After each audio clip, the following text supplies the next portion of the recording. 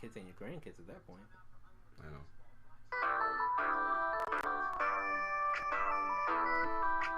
J Official Beats.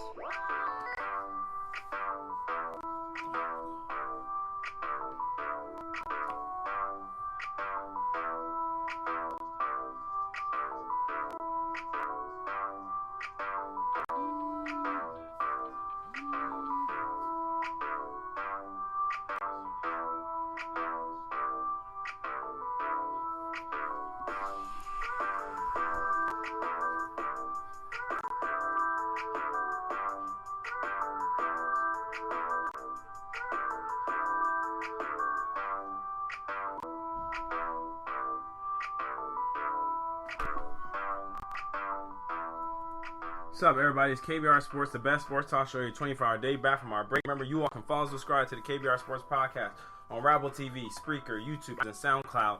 That way, you all will be notified whenever KBR Sports is streaming, such as right now. Also, when the podcast is posted. Don't forget, you can follow the sports Twitter page at KBR_sports, where you see the live links and show topics prior to every single show. Also, don't forget, you can call in at 571-910566 to discuss all things KBR Sports, and to discuss whatever topic we may be discussing at that point in time, or to pitch a topic you want to hear us talk about in the near future. Remember, the number is 571-991-0566. And also, don't go on our KBR Sports Twitter page and answer the question, the Twitter poll question, which is, if you had a choice to choose between being a bench player on your favorite sports team or being the world's best badminton player, There you go. which would you choose? I don't know. That's a tough one. That is a tough one. It's a tough one. Okay. I don't feel like this is just like I feel like there's so many factors. Like, do I want to be known as, like, do I want to be like how? But do I even know who the world's best badminton player is now? Take a guess. Oh hell. Yeah. Oh hell. Yeah. I'm just gonna be saying a name. Donald Trump. Yeah. Stop. But that's my point. I can at least name a Laker bench. Name the 12th man on Laker bench. 12th man. Yeah. The team's different now. From last year? No, that's what I mean. There's no team yet. Luol Deng. He's the 12th man. At the end of the season, He got benched, but he was not the 12th man. Nick Young. He was the 12th man. Yeah, I guess so. Man, he was He buried. was buried, but he wasn't like the end of the bench. He was in the doghouse for most of the year. He was. But he was not, like, only gets in during blowouts. Sacre. Yeah. Robert Sacre, my man. That's why that took you that long to get to him. Yeah, man. I couldn't imagine who else. That was like the first name for me.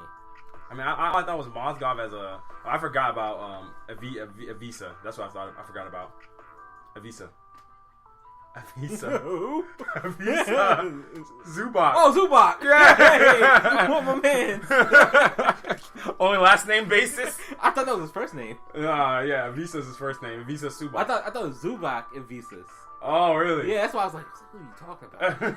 But go ahead. Yeah, but all right, y'all. Let's jump into this Carolina Panthers story. So, news came out today that the Panthers fired their general manager, David Gettleman, which came out as a shock to a lot of people because Gettleman oversaw the Panthers team that went to the Super Bowl and oversaw a Panthers that has made 3 playoff appearances and over his tenure. So, Nigel, can you kind of elaborate on a little bit of why you think he probably got fired or got released by the Panthers? Because then you have guys like D'Angelo Williams, a former Panther, saying, but I will now return back to the Panthers after they got rid of that snake Gettleman.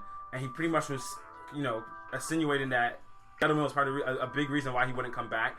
Then you had Steve Smith Sr., who also tweeted out saying that he didn't really take a shot at. Yeah, he just said, I know how you feel. Yeah, essentially that's what he said. So what do you think that why they decided to make this decision? All right, first of all, Robert Sacre was not on the Lakers last year. Secondly, that's the name that popped in my head.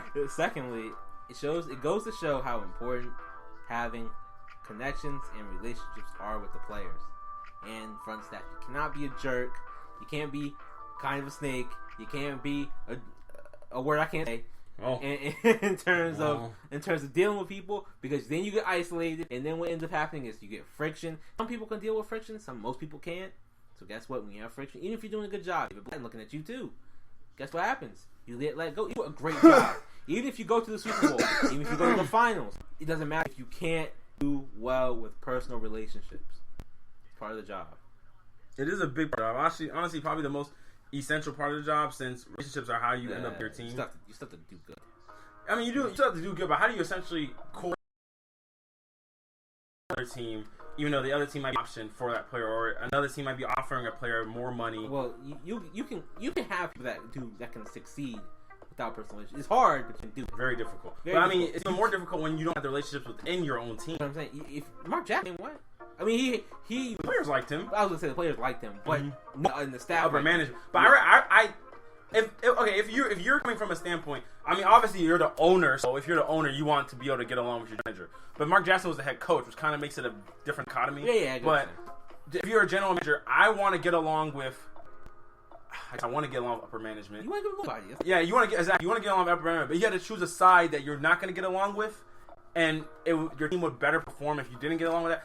I think if the general manager is more likely going to get fired if you don't get along with the owner, but if you get along with the players, you might have more team success. Maybe. But if you, the reason why General managers don't typically deal with players after like own the team. after they're done, like it's signed here and stuff like that. They typically don't deal with them. But I mean, you talk a lot of relations with I'm not saying players. I'm just not saying you don't mess with them at all. I'm just most of the time you. Yeah, what you mean. It's mainly a head coach player kind of thing. What I would say, part of this, I believe maybe some of this was the fact they didn't see the team improving enough.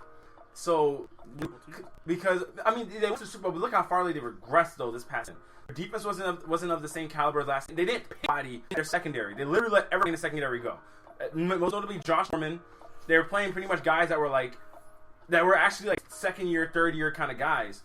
And they were abusing their secondary last year. They still didn't get a quality offensive line for Cam Newton to protect them. They didn't have a great running game last. They actually didn't have a. Cam Newton wasn't running last year. Jonathan Stewart was hurt for most of the season. Then Cam Newton took on the bulk of the rushes, and then at some point when he got that final concussion, I believe it was against Atlanta, when he tried to extend over the goal line, he was done doing this. So at that, I guess that to some degree, people are okay. You're not improving, but like you don't go to the Super Bowl and then especially if you don't win it, you don't go to the Super Bowl, win it, and then don't come back with some iteration of a better team. Because in that case, then you're just kind of settling. You're like, okay, we made it to Super Bowl. All right, we're good. But most teams that fall off after a Super Bowl is the winning Super Bowl team. Because then after that point, sometimes guys want to get paid. And guys are willing to leave to go somewhere. So you're not expecting the team to come back exactly the same way. A la Manning, a la Malik Jackson from the Denver Broncos of 2 years ago. So I think probably played a role in his firing. And also, I mean, you just see reaction from guys that he oversaw over in the organization, like a D'Angelo Williams making that same statement about him. So to be fair, that was one player. It was one player, but I didn't exactly see any guys come out saying, "Man, we're gonna miss you," like the same way LeBron did for David Griffin. LeBron was the only person who came out and said anything about David Griffin. The most important guy to say anything for David. I mean, it's different if Cam Newton comes out and say something about David Gettleman. It's like, okay, well, we're gonna take that as whatever it is. But if your running back is if it's just the running back that's criticizing them, and then Just a running back. I mean, I'm not just saying it's just a running back. I'm making the point that guys didn't really stick up for him, but we had a guy criticize him. You had I can't remember who the third person was that spoke on it. It was Steve Smith Sr. and then it was D'Angelo Williams. But I can't remember the other. Josh Norman. He didn't say anything though. Josh Norman. Yeah, Josh Norman just put the little eye emoji thing. Eye emoji and then the question. Yeah. So from that perspective, that's what the main vantage point where I can see why they probably made the move. He possibly didn't agree with their owner on possibly how team personnel was handled or the direct franchise was going. Yeah, I mean, I understand. Problem is, it was a year. If you're gonna hit me with the team angle, a year to improve the team. I mean, I get what you're saying. They went to the Super Bowl, they didn't win, so why would you not come back with a better team? But at the same time, you look at those teams and say, are you gonna pay Josh Norman the absurd amount of money you had to pay him? And it's not even that. Josh Norman's what, 29? Yes. He wanted a long-term deal plus a ton of money, and he's about to be 30 years old. You really want to be locked into that? But I get that standpoint, but Nigel, they didn't have anybody. I understand. Yeah, that's the problem. Like, if it's one of those things like, okay, we're not going to spend money. Who are we not spending money for? Like, if we're not going to pay Josh Norman, who are you going to give the money to? When you don't give the money to anybody, it looks bad because then you just don't have anybody. So you're just sitting there. The quarterback's still getting hit an absurd amount of times. Our defense is getting torched now. So it's like you're kind of just sitting there with your hands and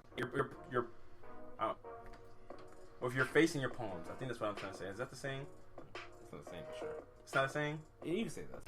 Okay, but you're pretty much sitting there facing your palms, just wondering like, what do we do if like that was our whole thing of the offseason that we didn't want to pay Josh Norman this absurd amount of money, so you didn't pay him, and then now you're still reaping the. I mean, even Josh Norman on Fox when he appeared on there and saying because now he's a regular appearance on there. He appears on the Fox morning show or something like that, and he was saying on there like, hey, this. Like, he was giving analysis. He was saying, well, this is why you should have paid me. I know my worth. I know what I can do. This is exactly the reason why. And they showed the clip of them when they played the Falcons. They had no chance against Julio Jones. No chance. Like, dreaming guarding Julio Jones. No chance whatsoever. The numbers from the year prior when Josh Norman was there, a lot better. So, it's just one of those things that I'm just like, I mean, I feel like, I'm not saying you pay guys like exorbitant amount of money, but if you're going to improve, you got to improve your team somehow. And I think that was the main issue that the owner probably had with him. And I get from the standpoint, if they stayed the same, if they would have came back and more relatively stayed the same, then it'd be a different conversation. But because they got so much worse, like they weren't even a 500 team this year. So because they were 7-9. I think they were 6-10. Were they 6-10? Yeah, they were close to coming back and making the playoffs for a stretch there, though. Yeah, they were. But it was just like they were. I think because then after a while, Tampa kind of took away came up. Tampa. There you go. Finished 8-8, I believe. I'm probably getting all this wrong. I thought Tampa was 9-7. Yeah, maybe I'm getting all this wrong. Probably. Yeah, I thought the Falcons were like 11-5, I think the Falcons are 11-5. I think Tampa Bay. They were. Yeah, so it's like you did back to 500, which is not a good look. Yeah, so it's not a good. Especially you come off a Super Bowl season where you were 15-1. The only 15-1. Yeah, those are the Falcons. Yeah, that year.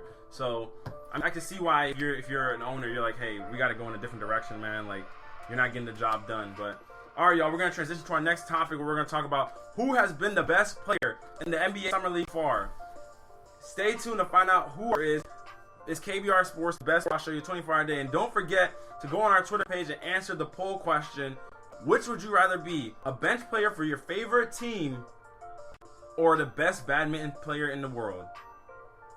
Tough question, I know. Stay tuned, y'all. It's KB Sports. I can't believe you're saying this question. It is a good question. I think it's so difficult. When I heard this question, it was a super easy answer for me. Can't wait to hear it at the end of the show.